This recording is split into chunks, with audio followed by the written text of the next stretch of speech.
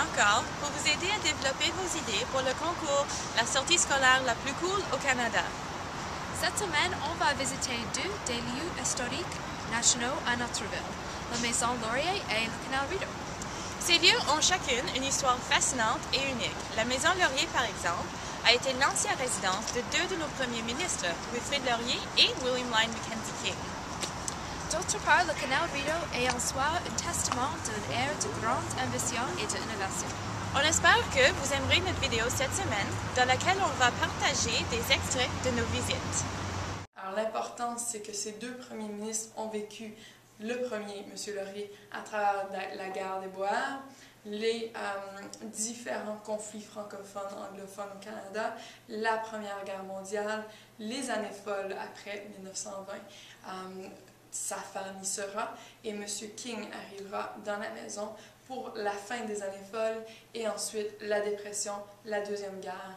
Et il vivra quand même au Canada pour quelque temps sous la guerre froide, mais très peu. Bien que Laurier a utilisé la maison strictement comme résidence, King a accueilli un grand nombre de personnages politiques importants comme Winston Churchill et Franklin Roosevelt dans ce bureau pour parler du tout, de la politique sociale à la stratégie en temps de guerre.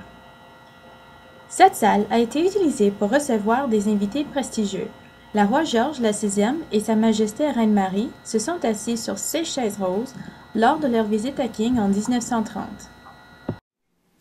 Another cool thing at Laurier House is Zoe Laurier's player piano. So she was a piano teacher when they first met, but this was used also for entertaining and it could play by itself.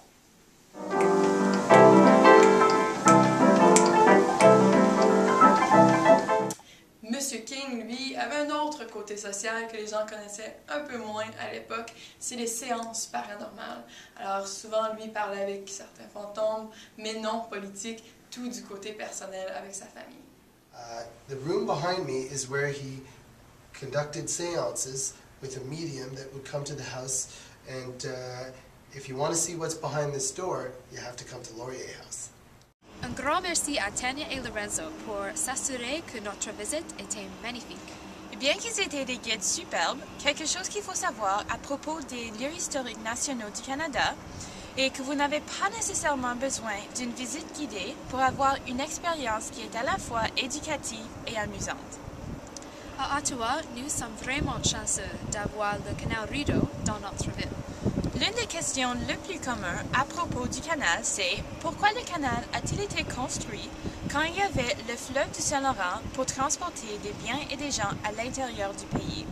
Alors, après la guerre de 1812, les tensions montaient entre le Canada et les États-Unis et les Canadiens s'inquiétaient à une autre attaque américaine sur la route d'approvisionnement militaire entre Montréal et Kingston. Alors, le Parlement britannique a décidé qu'une route alternative était nécessaire. Le lieutenant-colonel John By a été chargé avec la gestion de la construction. Et en 1826, il a choisi cet endroit pour être l'entrée du canal de la rivière des Outaouais. Au cours des 6 prochaines années que durait la construction, quelques 1000 travailleurs et membres de leur famille ont perdu leur vie, principalement due à la maladie. Ici, on trouve un monument qui commémore la vie de ces travailleurs et de leur famille. La plupart de ces travailleurs étaient les immigrants irlandais, ce qui explique pourquoi le monument est une croix celtique. Le canal fut inauguré à l'été de 1832 et c'était vraiment une réalisation étonnante. Il s'étend sur une longueur de 202 km et il se vante 47 écluses et 52 barrages. Il n'a pas été vraiment utilisé comme route d'approvisionnement militaire, mais il devenait l'équivalent au 19e siècle d'une autoroute. Le canal était une route principale pour les immigrants qui ont voyagé vers l'ouest du Canada et aussi pour la transportation de bois et de céréales. Aujourd'hui, le canal est utilisé exclusivement pour la récréation et durant l'hiver, il est transformé en patinoire en plein air, la plus grande au monde. Comme vous pouvez le voir, on a eu des très bonnes expériences à ces lieux historiques nationaux. Nous vous recommandons fortement d'aller visiter vos sites locaux de Parc Canada.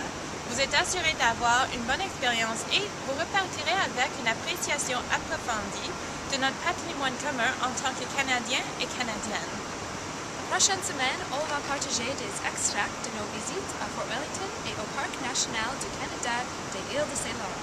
Veuillez visiter le site web de Mon Passeport Parc pour plus d'informations à propos du programme et pour en savoir plus sur le concours. À la prochaine!